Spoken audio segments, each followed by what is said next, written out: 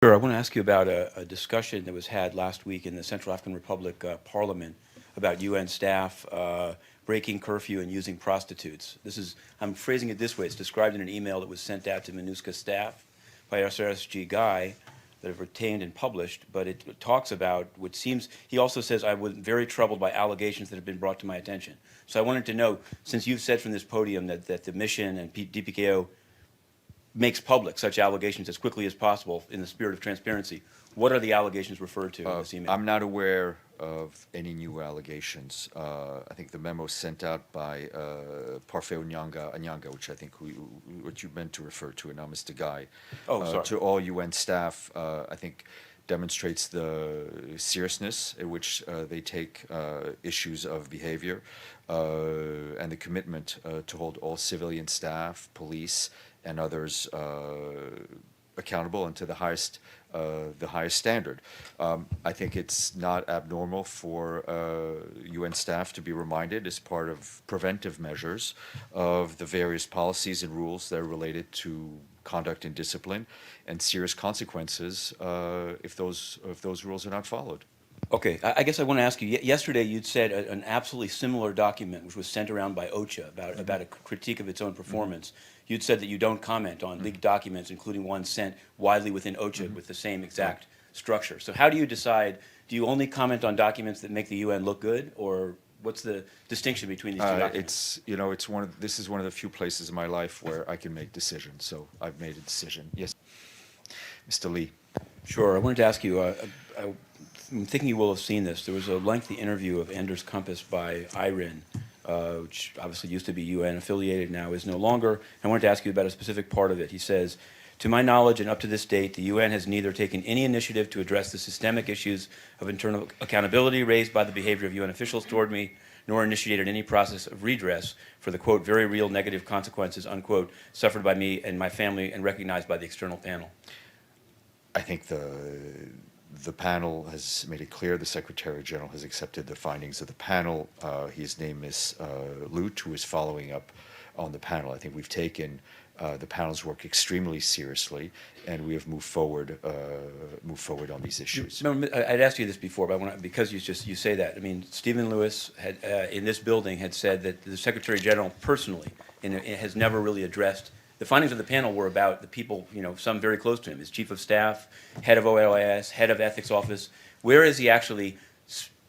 What did he change after receiving this indictment? I respectfully disagree with Mr. Lewis. I think the Secretary General, who was the one in the first place to call for, who convened the panel, accepted the panel's findings. I would refer you to the findings on the individuals, and has moved forward very swiftly on improving the system on how we deal with sexual violence and abuse. And why is there still this prostitution problem in CAR discussed by the Parliament there months later?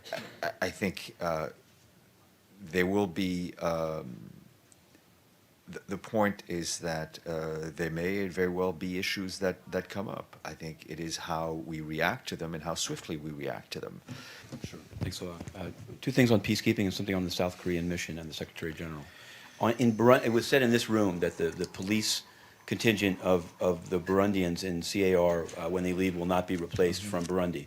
But the question has arisen, there's also a military or soldier component, non-police, of 800 soldiers. And so doesn't the same logic apply? What is the plan of DPKO when these 800 soldiers' term runs out? Will they be replaced from within Burundi? When we have something to update you on that, I will. But the logic. I will. Okay. And I also wanted to ask, I've heard that DPKO is about to take 900 Sri Lankan soldiers for the mission in Mali.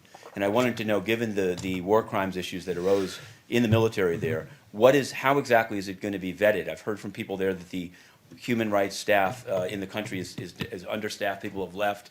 How is the vetting done? It is being vetted, obviously, very closely, and it is being vetted through the usual procedures, and we're very thankful for Sri Lanka's commitment to peacekeeping. Okay, and I wanted to ask you this. Yesterday, the South Korean mission here put out a statement in Korean to the Korean press denying a number of things, saying that it was nothing inappropriate about the mission setting up meetings for the Secretary General with South Korean political figures, one that we've discussed here, but this is the one I wanted to ask you about. They directly deny that the mission has played any role in writing speeches or remarks for the Secretary General. And I'm asking you this because I know someone that did just that at the mission. So I want to ask you directly, to your knowledge, has the Secretary General had speeches or remarks written by staff members or advisors to the South Korean mission? To my knowledge, no. The Secretary General has a full and excellent staff of speechwriters who work for the United Nations and who work for him and who write his speeches, whether he's delivering them in Korea or whether he's delivering them in New York. And in what role was I mean, so we'll see, because there's somebody that says that they did it. But in what is the role of the mission in setting up meetings for the Secretary General? I think you'd said that the mission suggested a meeting. Right, for and I think it's not unlike any other mission. When political leaders from other countries come and they want to meet the Secretary General, it is the mission that they represent who suggests meetings, and then it's up to the Office of Secretary General to accept or deny those meetings. I think it's completely natural. I was once asked to speak to a deputy permanent representative of the South Korean mission, and the purpose of the meeting was essentially to tell me how to write about Ban Ki-moon and Well, how. that's a question between you and the permanent mission of that It seems like country. it seems to implicate Ban Ki-moon. that- Like, he's not aware of that. That's I will stop there because we're getting into What? into an issue that's between you and that permanent mission. Okay, thank you all. Have a wonderful weekend. And I hear the ambassador of Spain behind me.